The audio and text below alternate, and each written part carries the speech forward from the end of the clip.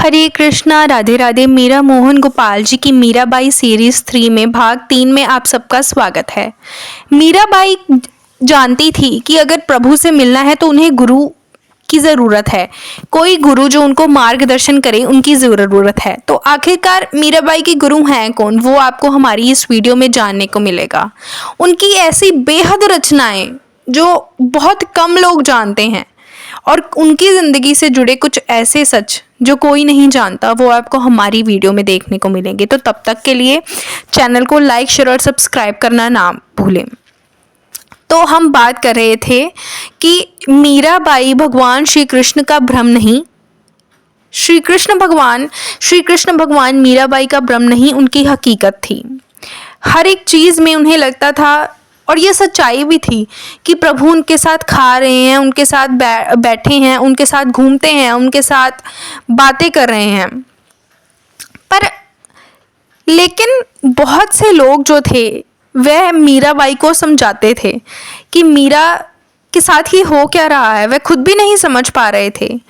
दरअसल मीराबाई जिस स्थिति से गुजर रही थी और उनके साथ जो भी हो रहा था वह बहुत वास्तविक लगता था, लेकिन उनके पति को कुछ भी नजर नहीं आता था। वह इतना नाराज हो गया कि एक दिन उसने खुद को नीले रंग से पोत लिया, भगवान श्री कृष्ण की तरह पोशाक पहनकर मीरा के पास आया। दुर्भाग्य से उस गलत तरह के रंग के इस्तेमाल कर लिया और जिसकी वजह से उन्हें एलर्जी हो गई और शरीर पर चकत्ते निकल आए। मीरा के इर्द गिर्द के लोग शुरुआत में बड़े चकराए कि आखिर मीरा क्या कर रही है। बाद में जब श्री कृष्ण के प्रति मीरा का प्रेम अपनी चरम ऊंचाइयों तक पहुंच गया, जब लोगों को ये समझ आया कि वे कोई असाधारण औरत नहीं है, लोग उनका आदर करने लगे। ये देखकर कि वे ऐसी चीजें कर सकती है जो कोई नहीं कर सकता, उनके आसपास तो भीड़ इकट्ठी होने लगी थी। उसके बाद मीराबाई ने बहुत कठिनाइयां सहन की। उनके पति के मरने के बाद मीरा पर व्यभिचार का आरोप लगाया गया। उन दिनों व्यभिचार के लिए मृत्यु दंड दिया जाता था और इसलिए शाही दरबार में उन्हें जहर पीने को दिया गया। उन्होंने श्री कृष्ण को याद किया और जहर पीकर वहां से चल दी। लोग उनके मरने का इंतजार कर रहे थे, लेकिन वह स्वस्थ और प्रसन्न बनी रही। इस तरह की कई घटनाएं हुई। दरअसल भक्ति ऐसी चीज है जो व्यक्ति को खुद से भी खाली कर देती है। जब मैं भक्ति कहती हूँ तो किसी मत या धारणा में विश्वास की बात नहीं कर रही। मेरा मतलब पूरे भरोसे और आस्था के साथ आगे बढ़ने से है। वो सवाल उठता है कि मैं भरोसा कैसे करूं? आप इस धरती पर आराम से बैठे हैं, ये भी भरोसा ही है। ये गोल धरती बड़ी तेजी से अपनी धुरी और सूरज के चारों ओर घूम रही है।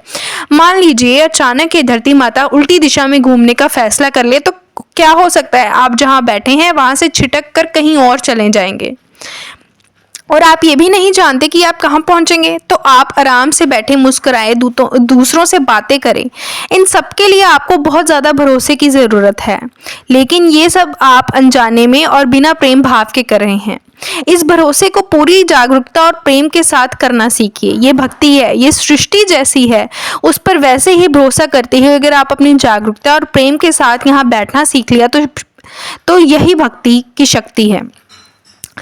मीराबाई के जो गुरु थे वह कोई और नहीं, संत रविदास जी थे। जी हाँ, मीराबाई के आध्यात्मिक गुरु संत रविदास थे। मीराबाई के दादाजी राव जोधा साधु संतों का बड़ा सम्मान करते थे, इसलिए एक बार उनके दरबार में संत रविदास जी पधारे, जिनके हाथों में श्री कृष्ण की प्रतिमा देखकर मीराबाई जिद करने लगी। उस संत रविदास ने उन्हें प्रतिमा नहीं दी, पर अगले दिन वह प्रतिमा उन्हें दरबार में आकर मीराबाई को दे दी। रविदास जी ने बताया कि श्री कृष्ण भगवान ने मेरे सपने में आकर कहा कि मीरा को तो मेरी प्रतिमा तुम दे दो, वह मेरे विरह में रो रही है। मैं अपने गुरु की आज्ञा को कैसे टाल सकता था? ये सत्य घटना है जो कि मीरा जी ने स्वयं अपने गीतों में कहा है। मीराबाई के ग्रंथों में और यहाँ तक कि बहुत बड़े ग्रंथों में बताया गया है कि मीराबाई ही भगवान श्री कृष्ण और श्री राधा रानी की ललिता सखी का रूप थी, जो इस कलयुग में परम श्री कृष्ण भगवान की सखी के रूप में, यानी कि मीराबाई के रूप में धरती पर पधारी। तो ऐसी और वीडियोस देखने के लिए कृपया कर हमारे चैनल को लाइक, शेयर और सब्सक्राइब करना ना भूलें।